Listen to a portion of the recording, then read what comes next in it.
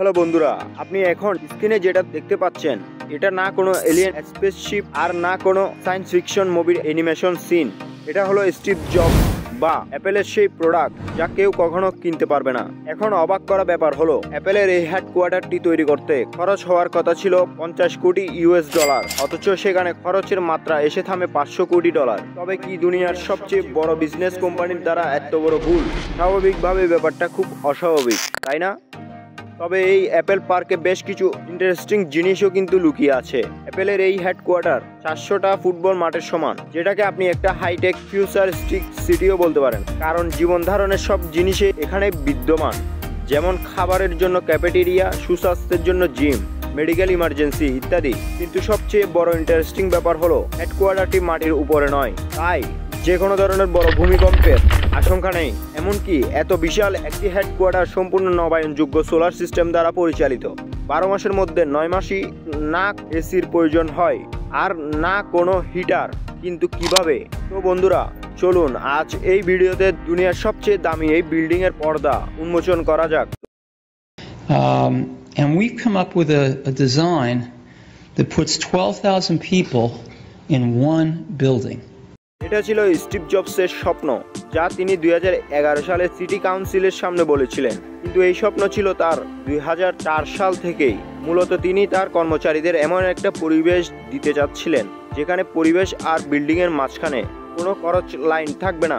নিজের তৈরি প্রোডাক্টসের মতো সে এমন একটা হেডকোয়ার্টার বানাতে চেয়েছিল যেটা আগামী কয়েক দশক পর্যন্ত পরবর্তী কোম্পানিগুলোকে ইন্সপায়ার করতে পারবে, এবং জবস সেটা করেও দেখিয়েছে তার জীবনের শেষ কিছু সময়ে। তবে তিনি তার স্বপ্নকে সত্যি হতে দেখে যেতে পারেননি। অক্টোবর 2011 সালে অ্যাপেলকে টিম কুকের কাছে হস্তান্তর করে তিনি পৃথিবী থেকে বিদায় নেন। কিন্তু অবাক করা বিষয় হলো ক্যাম্পাসটি তৈরি করার পূর্বে সে 50 কোটি ডলারের একটা অনুমান করলেও 8 বছর পর ক্যাম্পাসটি যখন পুরোপুরিভাবে তৈরি হয়ে যায় তখন তার খরচের মাত্রা গিয়ে দাঁড়ায় $5 বিলিয়ন, অর্থাৎ 500 কোটি ডলারে। কিন্তু আরো ইন্টারেস্টিং ব্যাপার হলো 2008 সালে এই টাকাটা অ্যাপেলের টোটাল ক্যাশ রিজার্ভের 2% ছিল, আর বর্তমানে এই টাকাটা তাদের কাছে অতি নগণ্য, কারণ অ্যাপেল বর্তমানে $2.08 ট্রিলিয়ন ডলারের সাথে সাথে দুনিয়ার সকল বিলিয়নিয়ারদের পিছনে ফেলে দিয়েছে। ক্যাম্পাসের ব্যাপারে বলতে গেলে বলতে হয় অ্যাপেল প্রথমে একটা জায়গা কিনে বেশ কম দামে, এবং তাদের প্রতিযোগীদের থেকে কিছুটা আড়ালে থাকার জন্য তারা নিজেদের পরিচয় গোপন রেখেই এই জায়গাটা কেনার পরেও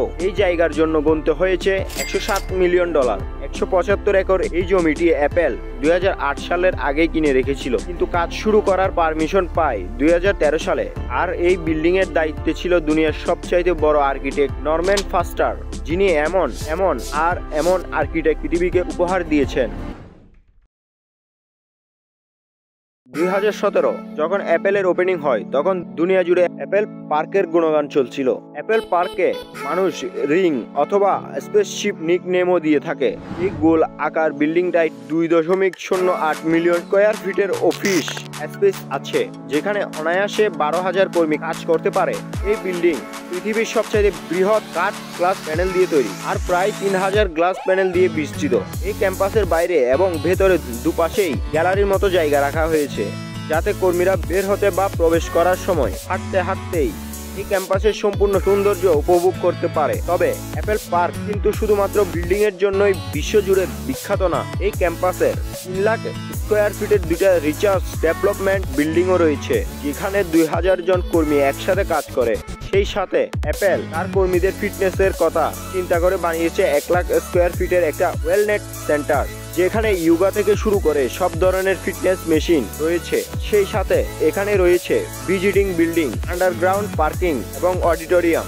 ভিডিওর শুরুতেই আমরা বলেছিলাম অ্যাপেলের এই বিল্ডিংটি কিন্তু মাটির উপরে দাঁড়ানো নয়। এখন প্রশ্ন হলো, মাটি নয় তাহলে কি 12,000 এমপ্লয়ি নিয়ে এটা হাওয়ায় ভেসে আছে? না, অ্যাপেল কোম্পানি এখনো সেই প্রযুক্তির ছোঁয়া পায়নি। এই বিল্ডিংটি বানানো হয়েছে বেস্ট আইসোলেশন টেকনোলজি দিয়ে, অর্থাৎ এই বিল্ডিংটি 692টি স্টেনলেস স্টিল প্লেটের উপর দাঁড়িয়ে আছে, যা অনেকটা এভাবে কাজ করে। তার মানে পুরো বিল্ডিং এই প্লেটগুলোর উপরে দাঁড়িয়ে আছে, আর যা কিনা যে কোনো প্রাকৃতিক বিপদ বিপর্যয়ের সময় 4 ফিট পর্যন্ত কোনো ক্ষয়ক্ষতি ছাড়াই যে কোনো ডিরেকশনে মুভ করতে পারে। শুধু তাই নয়, এই প্রযুক্তি এতটাই কার্যকরী যে ট্রয়ের বেশি ম্যাগনেটিক ঝটকাকেও সহজেই নিয়ে নিতে পারে। আর অ্যাপেলের এই বিশাল ক্যাম্পাস সুরক্ষিত রাখতে স্টিভ জবস নিজেই এটাকে পছন্দ করেছিলেন। তবে জাপানের এই প্রযুক্তিটি শুধুমাত্র অ্যাপেলের মেইন বিল্ডিং না, বরং অ্যাপেল পার্কের অডিটোরিয়াম, যাকে স্টিভ জবস থিয়েটার বলা হয়, সেখানেও ব্যবহার করা হয়েছে। এই অডিটোরিয়ামটি স্পিকারবিহীন 155 ফিট জায়গার উপরে মেটালিক কার্বন ফাইবার দিয়ে তৈরি করা হয়েছে। একসাথে 1000 লোক ধারণ করার পরেও পুরো জায়গাটা আপনার খালি বলেই মনে হবে না। অ্যাপেলের কাছে কোনো জাদুবিদ্যা নেই যার ফলে এমনটা হয়। আসলে থিয়েটারের আসল রূপ গ্রাউন্ড ফ্লোরে উপরে শুধু এই কাচের দেয়াল, সিঁড়ি বা লিফট ইউজ করে নিচে যাওয়ার পরে লবি দেখা যায়। এখানে রয়েছে স্টিভ জবস থিয়েটার। এখানে 1000 মানুষ একসাথে বসতে পারে। এখানকার প্রতিটা লেদার চেয়ারের দাম $14,000। শুধুমাত্র এইটাই না, অ্যাপেল পার্কের প্রতিটা জিনিসই অনেক দামি। এমনকি পিৎজা রাখার জন্য তাদের কাছে আছে নিজস্ব পিৎজা বক্স। কিন্তু অ্যাপেল পার্কের সবচেয়ে বড় ইন্টারেস্টিং জিনিস কি? তাহলে আসলে এইটার নামেই সেই ইন্টারেস্টিং জিনিসটি লুকিয়ে আছে। মানে অ্যাপেল পার্ক এটা আসলে একটা পার্ক। এটা পৃথিবীর একমাত্র কাজের জায়গা যেটা কিনা 9000-এরও বেশি গাছ দিয়ে আচ্ছাদিত আছে, যার মধ্যে উল্লেখযোগ্য এগ্রিকোট, ললি, চেরি, পাল এবং অবশ্যই অ্যাপেল গাছও রয়েছে। মূলত অ্যাপেল পার্কের এত গাছ লাগানোর উদ্দেশ্য ছিল এটা শুধু কাজের জায়গা নয়, বরং তাদের কর্মীদের জন্য একটা নেচার ফ্রেন্ডলি আবহাওয়া তৈরি করা। আর এই অ্যাপেল পার্কের প্রয়োজনীয় বিদ্যুৎ সরবরাহ আসে নবায়নযোগ্য শক্তি থেকে। অ্যাপেলের স্পেসিফিক বিল্ডিং এর উপরে লাগানো রয়েছে 72 মেগাওয়াটের সোলার প্যানেল, যেখান থেকে পুরো ক্যাম্পাসে বিদ্যুৎ সরবরাহ করা হয়। শুধু তাই নয়, অ্যাপেল তাদের সকল প্রোডাক্টেও রিনিউয়েবল এনার্জি ব্যবহার করে। এই কাজকে আরো সহজ করে অ্যাপেল বিল্ডিং এর ন্যাচারাল ভেন্টিলেশন সিস্টেম। তাপমাত্রা বাড়া বা কমার সাথে সাথে অপটিমাম তাপমাত্রা অটোমেটিকই সেট হয়ে যায়, কারণ এখানে বাইরের বাতাস সহজেই ভেতরে প্রবেশ করতে পারে আর ভেতরেরটা বাইরে। তার মানে কর্মীদের সাথে সাথে এই বিল্ডিং নিজেও শ্বাস প্রশ্বাস নেয়। এখানকার তাপমাত্রা গরম ঠান্ডার তারতম্যে 20 ডিগ্রি সেলসিয়াস থেকে 25 ডিগ্রি সেলসিয়াস এর মধ্যেই থাকে। তাই বছরের 9 মাসই না লাগে কোনো এসি আর না কোনো হিটার। অ্যাপেল গার্ডেনের ক্যাপেট এরিয়া এত বড় যে এখানে একসাথে 4000 লোক ফুড এনজয় করতে পারবে, কোনো গ্লাসের মধ্যে আবদ্ধ না হয়ে, বরং তারা ফুড এনজয় করবে নেচারকে উপভোগ করতে করতে। এছাড়া এখানে রয়েছে 3.2 কিলোমিটার রানিং পথ, 1000 সাইকেল, এমনকি এখানে আন্ডারগ্রাউন্ড পার্কিং সিস্টেমও রয়েছে যেখানে 14000 গাড়ি পার্ক করা যায়, যাতে করে বাইরের সৌন্দর্য নষ্ট না হয়। আরো রয়েছে একটা ওয়েগাস সেন্টার এবং 2টা ফিটনেস সেন্টার। সেই সাথে ক্যাম্পাসের সৌন্দর্য আরো বাড়ানোর জন্য এই সেন্টারে রয়েছে রংধনুর মতো একটি স্থাপনা। এই রংধনুর কালার অ্যাপেলের পুরনো লোগোর মতো ইউজ করা হয়েছে। এরপর আসে অ্যাপেলেন্সি সিটি সেন্টার, যেখানে আপনি আইপ্যাডে সহজে অ্যাপেল পার্কের পুরো একটি রিয়েল ভার্সন দেখতে পাবেন। এই 10,000 ফুটের এরিয়াতে রয়েছে সব ধরনের প্রোডাক্ট, যেখানে 2016 সালে বানানো একটি বর্ণ আছে। অ্যাপেল পার্কে অ্যাপেল যেটাকে মেইনটেনেন্স দেখানোর জন্য ব্যবহার করে, আপাতত দৃষ্টিতে এটা শুধুমাত্র কাজের জায়গায় নয়, বরং এটা একটা অ্যাপ সিটি। এখন আপনারাই বলুন, এই পার্ক বানানোর আগে যেই মিসক্যালিউশন করেছিল সেটা করা স্বাভাবিক নয় কি? ভিডিওটি ভালো লাগলে লাইক করতে পারেন।